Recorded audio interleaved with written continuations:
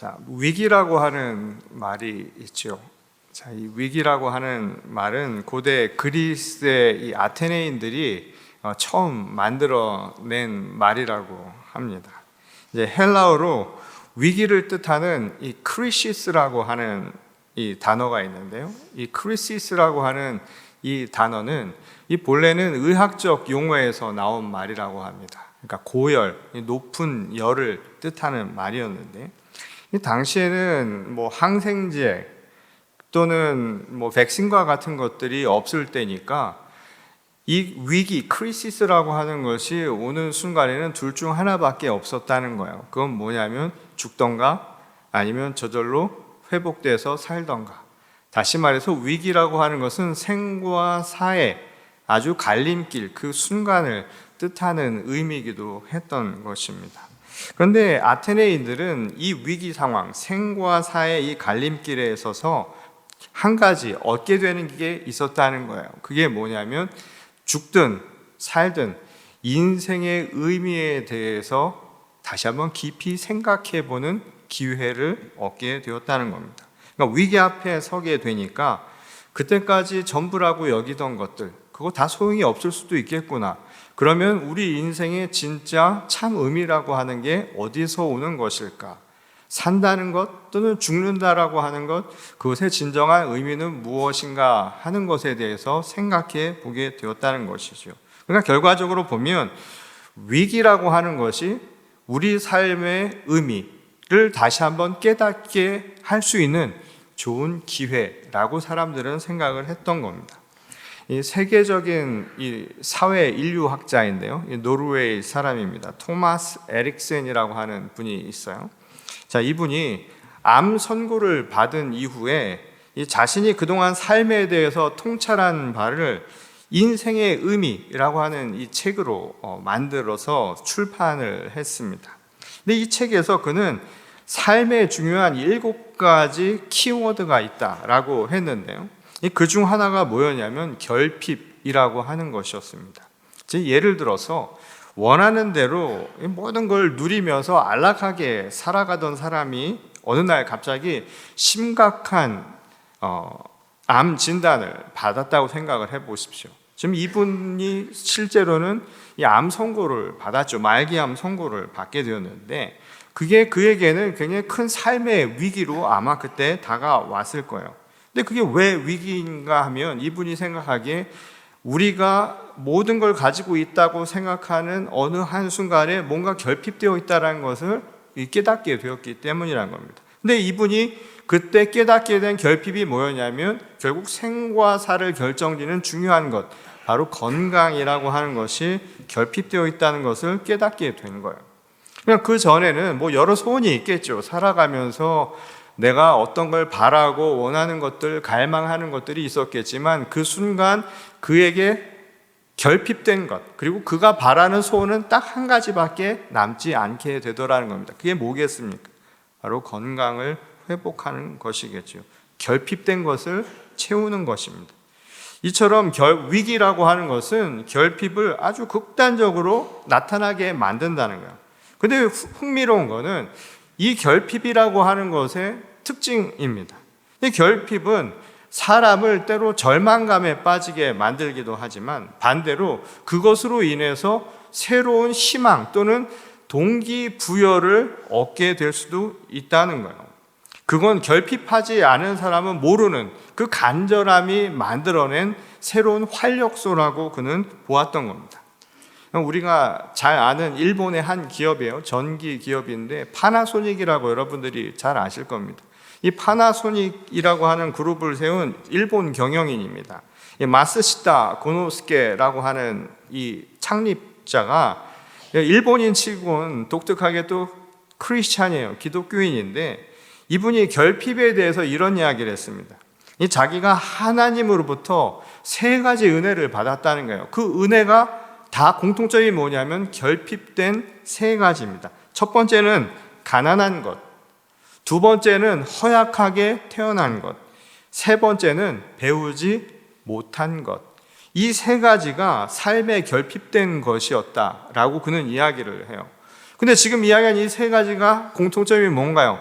오늘 우리 시대에 가장 필요로 여기며 사는 것들, 사람들이 가장 그것을 추구하며 살아가는 것들인데, 이분은 이 세 가지, 그러니까 가난하고 배우지 못하고 건강도 없는 이것을 결핍된 채로 살아가는데 이것이야말로 자기에게는 은혜였다라고 말한 거예요. 그 이유를 어떻게 이야기를 했는가 하면, 가난했기 때문에 부지런히 일했고 허약했기 때문에 틈틈이 건강을 봐서 90이 넘어서까지 이분이 생존해 계세요.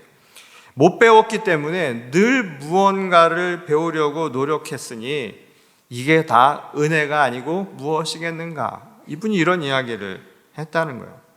결핍된 것을 오히려 은혜라고 생각할 정도로 삶의 위기라고 하는 것이, 그래서 그때 가져온 기회가, 결핍이라고 하는 것이 오히려 삶의 또 다른 활력과 동기를 부여하는 기회가 될 수 있다는 것을 가르쳐 주는 것이죠. 이 에릭센이라고 하는 저자가 이 책에서 말한 인생의 의미라고 하는 것도 이것과 궤를 같이 합니다. 이 결핍이라고 하는 것이 오히려 희망을 향해 걸어가는 기회가 될 때, 이것이 바로 우리 인생의 의미를 깨닫게 하는 순간이라고 그는 말하고 있는 거예요. 이 오늘 본문인 미가서의 말씀도 어쩌면 삶이라고 하는 것이 늘 결핍된 것을 가지고 살아가는 것이죠. 이런 인생을 살아가는 사람들에게 던진 희망의 메시지이면서 우리가 그런 인생을 어떻게 살아갈 것인가에 대한 하나의 길을 제시하는 말씀이라고 할 수 있을 겁니다.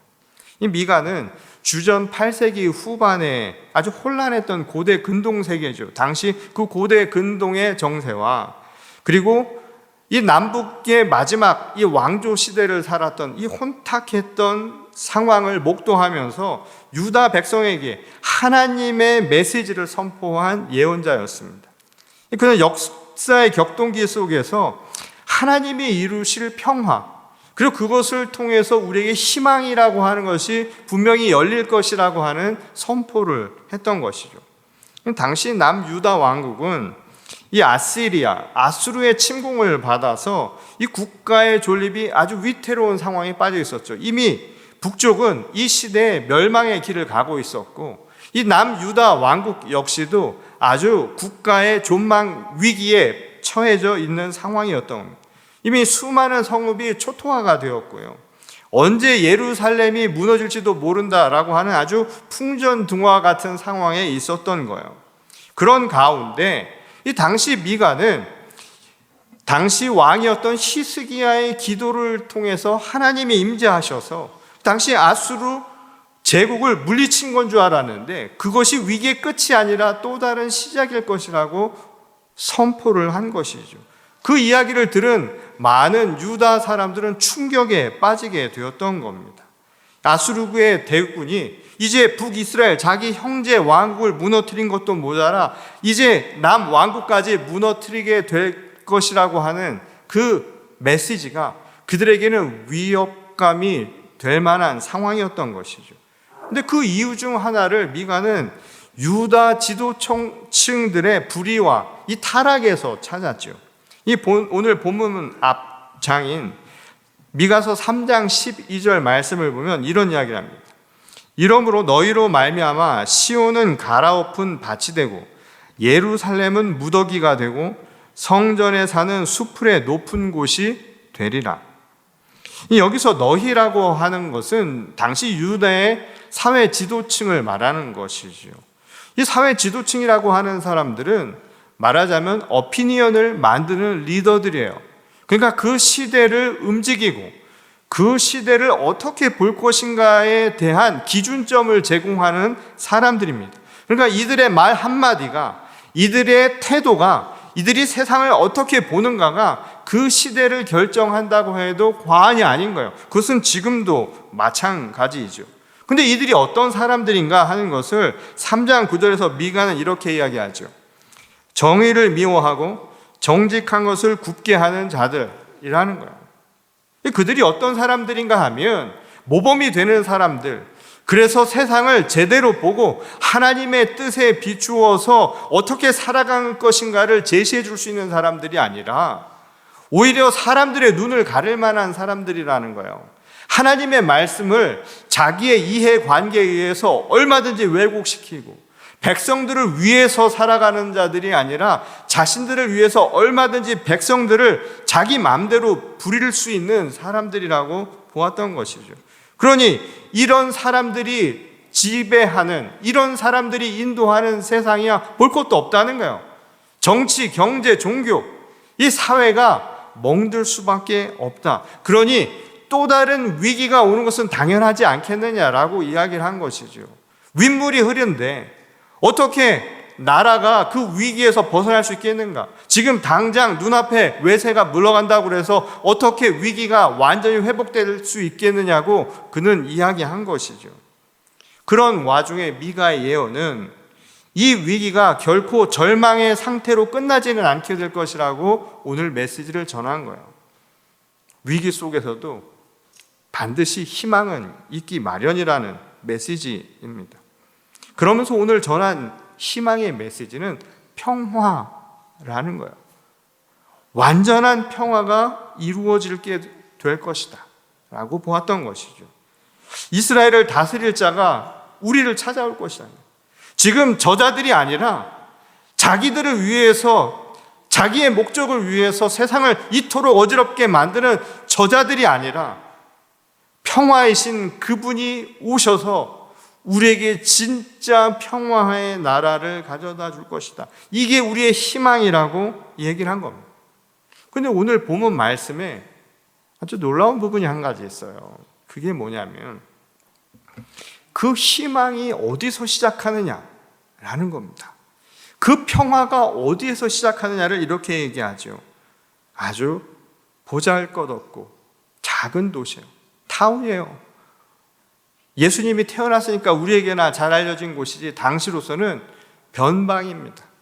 외진 곳, 소외된 곳, 베들레헴, 바로 거기서 이미 하나님이 상고부터, 태초부터 이미 정한 그곳에서 하나님의 평화가 임하게 될 것이라고 이야기한 거예요. 자, 이것은 당시 전쟁과 폭력이라고 하는 것이 일상화된 삶을 살아가는 사람들에게는 놀라운 메시지예요. 오늘 우리 시대에도 인류의 역사에서 전쟁이 멈춘 적이 한 번도 없어요. 전쟁은 고사하고 일상적인 갈등이라고 하는 것은 우리 삶에 아주 늘상 가까운 곳에 있었습니다. 그 당시 사람들이 어떤 평화를 생각했는가?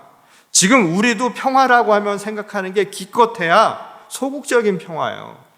강력한 패권주의자가 나와서, 강력한 히로가 나타나서, 강력한 힘을 가진 자가 나와서 모든 것을 하나로 통합시켜버리는 겁니다. 그렇게 되면 전쟁이 없을 테니까 적어도 소극적인 평화라도 이루어지길 바라는 거예요. 자, 우리가 아직도 예전 시대 어떤 사람들이 보기에는 철권 정치를 했던 시대라고 해서 비판하는 사람들이 있는데 여전히 그 시대를 동경하는 많은 분들이 있죠. 그리고 지나고 나면 그때가 좋았다라고 이야기하는 까닭이 뭐냐 하면 그때는 적어도 강력한 힘이 있어서 시끄럽지 않았거든요. 질서가 잡혔거든요. 오늘날처럼 이렇게 서로 그냥 난투기 벌어지는 상황은 벌어지지 않는 것이라고 생각을 했다는 거예요. 그렇다면 가장 강력한 곳, 가장 힘이 있는 곳에서 평화가 시작이 되어야 될 텐데 미가는 거꾸로 이야기하죠. 오히려 힘이 없는 가장 약하고 소외된 그 곳에서 평화가 시작될 거라고. 진짜 평화는 우리가 생각하는 강력한 힘에서 나오는 게 결코 아니라고 이야기를 하고 있는 겁니다. 이게 과연 우리에게 무엇을 전하고자 한 것이었을까요? 이 사실 미가가 전한 평화의 나라도 우리가 생각하는 현실과는, 현실적인 모습과는 동떨어져 있는 모습이었죠. 이 미가서 4장 3절을 보면 이런 유명한 구절이 나옵니다. 칼을 쳐서 보습을 만들고 창을 쳐서 낫을 만들 것이며 이 나라와 저 나라가 다시는 칼을 들고 서로 치지 아니하며 다시는 전쟁을 연습하지 않을 세상이 일어날 것이다. 이게 가능한 일 같으세요? 지금 21세기에서도 이거 불가능한 일이잖아요. 우리 군대가 있잖아요. 국가 안보를 위해서 병력이 있고요. 그리고 여러분들도 아시겠지만 모든 기업들이 언제든지 전시체제로 전환할 수 있도록 공장은 가동되게 마련입니다. 오늘날은 다 알려진 상황이지만 저도 그 군대 복무할 때 시절을 보면 특히 예전에 이 군부가 지배하던 시대에 저는 군 생활을 했기 때문에 그때 한국의 모든 기업들은 다 군수업체예요. 잠정적인. 그래서 국가가 다 관리를 하는 시대를 살았습니다. 그 시대를 생각해 보면 이 이야기는 불가능한 이야기인 거예요. 이것은 정말 꿈 같은 이야기에 지나지 않은 것이죠. 그런데 미가는 반대로 이야기합니다. 이스라엘을 다스릴 분, 베들레헴에서 날 그분은 우리가 생각하는 세상의 질서와는 전혀 다른 세상을 우리에게 줄 것이라는 이야기인 것이죠. 이 이야기가 듣는 이들에게 어떻게 들렸을까요? 국가라고 하는 것이 매 싸우던 시대입니다. 지금도 끊임없이 싸우죠. 국가까지 갈 필요도 없어요. 공동체를 보십시오. 모든 공동체가 싸우지 않는 공동체 보셨습니까? 공동체라고 하는 조직까지 갈 필요도 없어요. 한 개인과 개인이 늘상 갈등과 불화 속에서 살아가는 현실, 이게 인간의 삶인 거예요. 그럼에도 불구하고 미가는 이런 현실과 다른 세상을 이야기를 하는 것이죠. 현실은 어떻습니까? 이해와 용서라고 하는 것보다요, 가시돋친 말보다는 주먹이 앞서는 시대인데 전혀 다른 이야기를 하고 있는 거예요. 그런 점에서 미가의 예고도 언젠가 저절로 그냥 이루어질 것이라는 이야기로 들어야 할 것이 아니라 바로 이것은 적극적으로 오늘 지금을 살아가는 우리들에게 던진 하나의 도전적 메시지라고 하는 것을 이해해야 합니다. 무슨 말이냐 하면 그날이 언제 그렇게 올 것이다, 말도 안 될 것 같은 세상이 이루어질 것이라는 메시지뿐만 아니라 오늘 우리를 살아가는 사람들은 그런 시대를 생각하며 우리 인생의 의미가 무엇인가를 생각해 봐야 한다는 거예요. 이런 세상을 꿈꾸는 사람들이라면 오늘 우리들의 삶에 조금씩 변화가 있어야 하지 않겠느냐는 거죠. 나라가 변하려면 내가 변하지 않고는 불가능한 일이에요. 한 사람 한 사람이 변하지 않고는 바뀔 수 없는 거예요. 천지개벽이 이루어져도 내가 변하지 않는 한 세상은 절대 변하지 않는 법이라는 겁니다. 그렇다면 지금 오늘 우리 각자에게 한 이야기예요. 큰 이야기가 아니라 바로 우리 각자에게 주신 말씀이에요. 칼을 쳐서 모습을 만들고 창을 쳐서 낫을 만드는 이 평화의 길이 뭘까냐? 이 질문인 겁니다. 남에게 상처를 주는 가시돋친 말을 삼가는 것, 미움과 분노를 사귀는 것, 감정에 못 이겨 힘으로 상대방을 굴복시키려 하는 것, 아니면 이간질로 편을 갈라서 갈등과 분열을 조장하는 것, 이것을 삼가하는 거예요. 이게 창과 칼을 바꾸는 방법이라는 거예요. 그리고 상대방의 말을 경청하는 것. 이것이 어쩌면 오늘 우리 삶에서 내가 바꾸어서 행해야 할 평화의 시대를 가는 자의 모습이라는 겁니다. 지금도 유대인들은 만나면 인사가 뭐냐면 샬롬이에요. 샬롬. 샬롬이라는 말이 우리말의 안녕이랑 같은 말이에요. 안녕하세요라고 이야기를 하죠. 왜 안녕입니까? 샬롬이. 샬롬과 안녕의 공통점이 뭐냐면 평화예요. 그 평화는 뭐냐면 완전한 평화예요. 이 샬롬의 의미는 평화인데 어떤 평화냐면 하나님이 태초에 만들어 놓으신 그 상태를 두고 한 말인가. 상고에 하나님이 계획하신 그 평화의 상태. 그러니 샬롬은 우리의 궁극적인 삶의 목표라는 것을 이야기해 주는 거예요. 안녕하냐고. 샬롬이라고. 이 인류학자 중에 아주 유명한 여류 인류학자가 있어요. 마가렛 미드라고 하는 분이 있습니다. 자, 이분이 어떤 아주 유명한 이야기를 한 가지 했는데요. 문명의 첫 증거가 뭐냐고 어느 강연 때 학생들이 물었어요.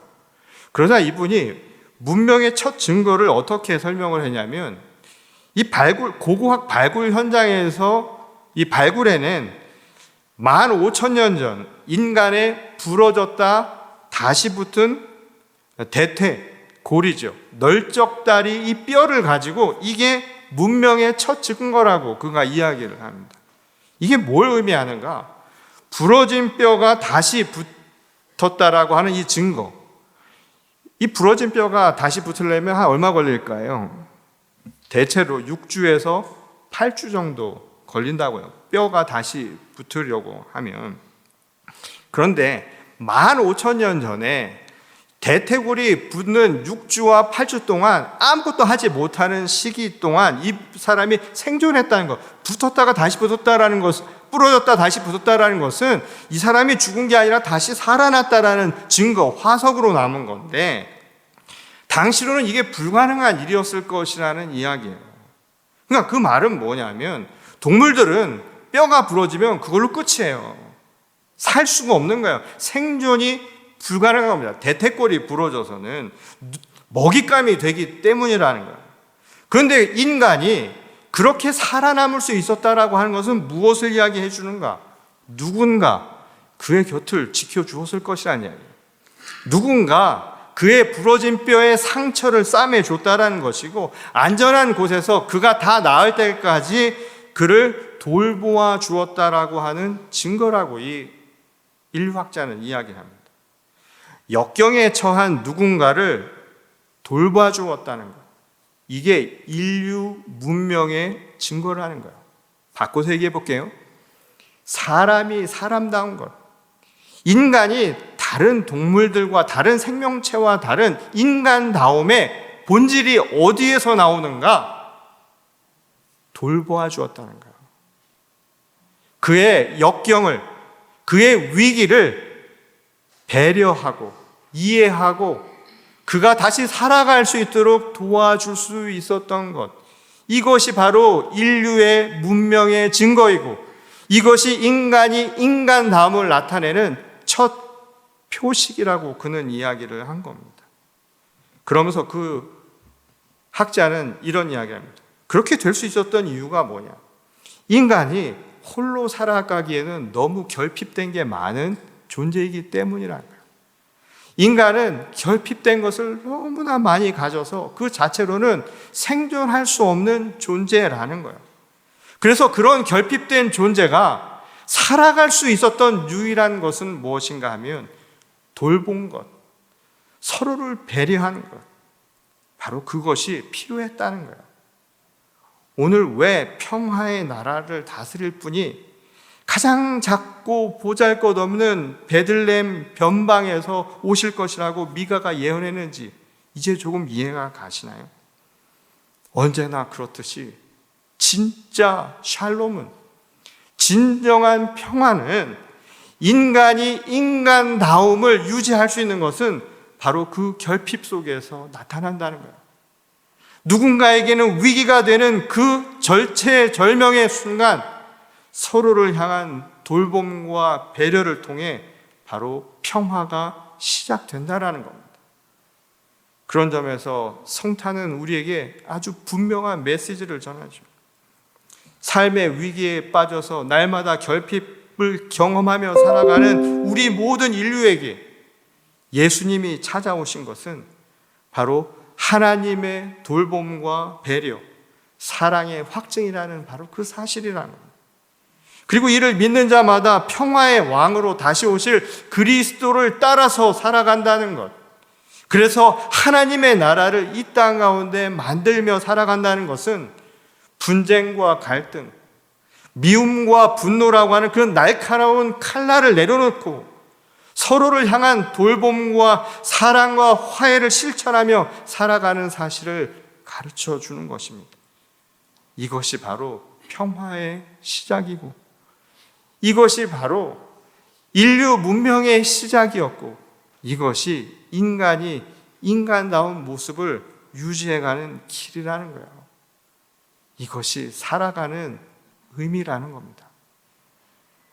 오늘 성탄 주일을 맞이한 우리들에게 주시는 이 말씀을 다시 한번 새기며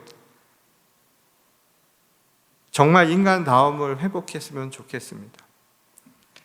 말씀이신 그분이 인간의 몸을 입고 우리에게 찾아오신 것, 결핍된 우리들, 삶의 위기에 빠진 우리를 구원하기 위해서 오신 하나님의 돌봄과 배려와 사랑의 확증이었던 것처럼, 오늘 우리도 인간의 몸을 입고 살아가는 한 인간다워진다는 것은, 내가 사람답게 살아간다는 것은, 내가 인생의 의미를 회복하며 살아간다는 것은 다른 것이 아니라 내 마음의 날카로움을 무디게 하고, 그것이 아니라 누군가에게 상처가 되는 말을 하지 않고, 누군가를 갈등으로 몰아넣는 것이 아니고, 누구를 분쟁과 분열 속으로 몰아넣는 것이 아니라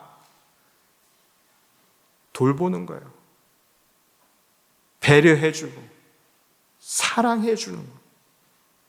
내 입에 칼날을 물고 살아가는 것이 아니고, 내 가슴에 비수를 품고 살아가는 것이 아니라 진짜 사랑하며 살아가는 겁니다.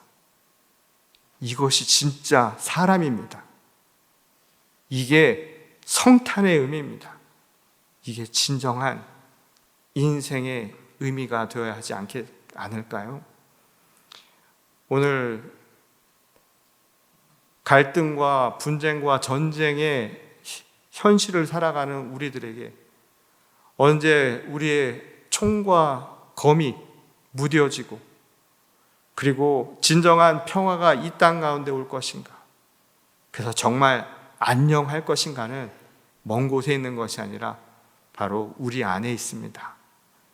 참된 평화의 시작은 바로 우리입니다. 나로부터 변화되어서 오늘 이 땅에 진정한 평화가 임하는, 그래서 서로가 서로를 배려하고 격려하고, 그러니까 항상 보시면 어떤 말 하시면 되냐면 좋은 말 하세요. 내 입으로, 내 마음으로 남이 들어서 힘이 될 수 있는 말을 하십시오. 그리고 안아주시고 격려해 주세요. 사람을 살리는 일입니다. 그리고 비난의 이야기를 하기보다 감사의 마음을 전해보세요. 사람을 변화시키는 데는 그것만큼 좋은 거 없습니다. 격려해 주십시오. 그리고 아픈 사람이 있다면 위로해 주십시오. 빈틈이 많은 우리들에게 그 빈틈을 채우라고 우리를 이렇게 불러준 것 아닙니까? 서로의 빈틈을 채워가면서 하나님의 교회가, 또 하나님의 나라가 저 멀리 있는 게 아니라 바로 오늘 우리 삶 가까운 데서 시작되는 것을 우리의 눈으로, 우리의 입술로 고백할 수 있는 저와 여러분 모두가 될 수 있기를 주님의 이름으로 간절히 축원합니다. 우리 다 같이 기도하시겠습니다.